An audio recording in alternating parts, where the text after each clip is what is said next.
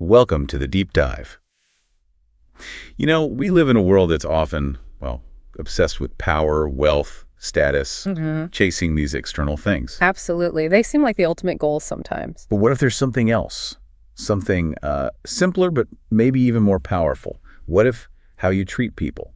What if that holds more sway than authority or money? It's a fascinating question, isn't it? And that's exactly what we're diving into today. The hidden power of making other people feel important. Right. And our guide for this is a really compelling source, The Hidden Power of Making People Feel Important. It argues, pretty convincingly, I think, that your success in relationships, work, even just your own happiness, it hinges on this skill. Okay, so our mission today, we're going to unpack 7 key insights, maybe even call them shocking truths, backed by science, history, psychology, showing how getting good at this can, well, change everything. And it's crucial to say up front, this isn't about being fake or manipulating people. No, not at all. It's about tapping into a really deep, fundamental human need. So let's start there, with that need. Because the source suggests most people are walking around sort of starving for importance. Is that fair to say? I think it is. It's this secret hunger. The famous psychologist William James, he called it the deepest principle in human nature, the craving to be appreciated. A craving. Not just a wish, but a craving. A fundamental drive, and it shapes so much of our behavior, often without us even realizing it. And when you look for it, the examples are everywhere, aren't they? Our source points out some really striking ones, like think about people working insane hours. Sure, money's part of it, but often it's really about recognition, right? Feeling like they matter. Or kids acting out. Sometimes getting negative attention feels better than being invisible. That's a tough one. And relationships falling apart. Not always big blow-ups, but sometimes just one person feeling completely unseen. Invisible. Unimportant. And this next one, this really hit me. The source mentions prison studies where some criminals admitted deep down that violence was partly about this desperate need to prove they existed, that they could make some kind of impact. Wow. That really shows how deep this hunger runs, doesn't it? It's incredibly potent. So imagine that. Yeah. Imagine if you, listening right now, became someone who consistently feeds that hunger. What if you were the person who makes others feel genuinely seen, heard, valued? In a world where that's pretty rare. You'd be unforgettable, surely. Absolutely. So how do we actually do that? If this hunger is real, what are the practical ways to meet it?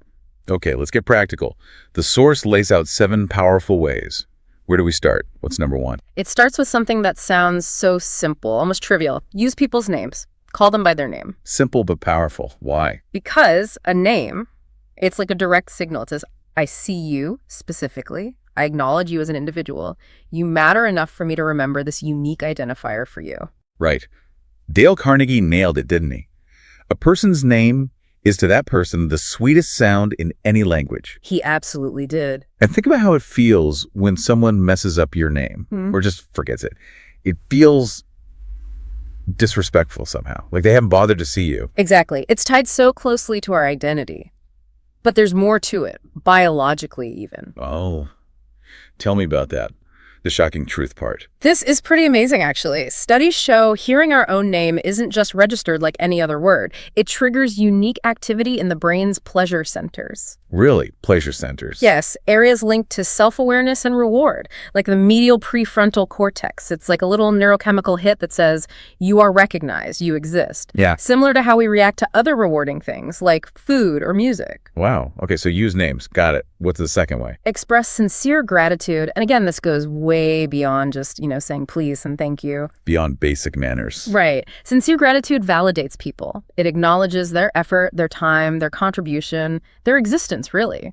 And it's shocking how often people don't get that, isn't it? We take so many people for granted. Constantly. Employees working hard, parents making sacrifices day in, day out. The delivery driver, the person cleaning the office, often invisible. Exactly. Strangers we rely on every day, but barely notice. So what's the shocking part here? What does neuroscience say about gratitude? Well, this is fascinating too. Genuine appreciation, feeling truly thanked, it floods the recipient's brain with dopamine and serotonin. The feel-good chemicals. Precisely. The same ones involved in feeling happy, motivated, even feeling loved. So when you offer sincere thanks, you're literally giving someone a boost of happiness and self-worth. It's biological. That's incredible. Okay, so names, gratitude. What's number 3? This one might feel a bit like a harsh truth for some of us. It's Do more listening than talking. Ooh, okay. Why harsh? Because honestly, most people don't actually want our amazing advice or our brilliant stories nearly as much as we think they do. Yeah, true. What do they want then? They want to be heard, truly heard. Someone who will just listen. And true listening, that's rare today, isn't it? With phones buzzing, minds wandering. It's incredibly rare, so offering genuine, focused listening. The source describes it as like giving someone oxygen in a suffocating room. That's a powerful image. Okay, and the shocking truth tied to listening. This one's a bit counterintuitive. Studies find that people consistently rate conversations as more enjoyable and positive when they did most of the talking. Wait, so if I let them talk more, they think I'm more interesting. Exactly. By genuinely listening, making them feel heard, you become perceived as fascinating and engaging. It's not about your witty remarks. It's about the space you give them. Okay, that makes sense. Which leads nicely into the fourth point, I imagine. It does. Point 4 is talk more about them than about you. Ah, the opposite of what most of us do, especially now in the age of self. Right. Social media is all about broadcasting our lives, our thoughts, our experiences. Waiting for those likes. But the real secret, the fast track to making someone feel important, ask about their story. Their dreams, their challenges. Their passions, what makes them tick. Show genuine interest in their world. Is there a brain science connection here too? Why do we love talking about ourselves so much? Oh, absolutely. Talking about ourselves lights up the brain's reward system, places like the nucleus accumbens. It feels good, almost like pleasure from food or money. So the takeaway is... Stop trying so hard to be interesting. Focus on being interested in others. That's where the real connection happens. Be interested. Okay, number 5. Be authentically interested. This builds on the last point, but the emphasis is on authentically. Meaning, no faking it. Exactly. People have like a built-in radar for insincerity. They can smell it a mile off. Fake interest feels hollow, even insulting. Whereas genuine curiosity, you feel that too, don't you? You really do. It feels like respect. It feels like you actually matter to that person. So how do we cultivate authentic interest? It means slowing down, right? Yes. Slowing down, asking thoughtful questions, not just surface level stuff. Showing you actually want to understand their perspective, their world. And the shocking truth here, does it relate to, say, attraction?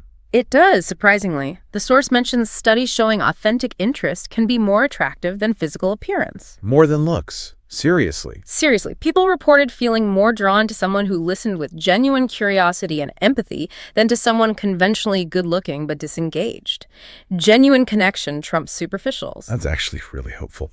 Okay, number 6. Number 6, be sincere in your praise. And again, we need a clear distinction. Between praise and flattery. Precisely. Empty flattery is manipulation. It's usually transparent and serves the flatterer. But sincere, specific praise, that can be incredibly powerful, life-changing even. And the shocking thing here is how rare it is. It's astonishingly rare. The source suggests many people go their entire lives without hearing maybe even one single deeply sincere compliment that truly lands and sticks with them. Wow, an entire life.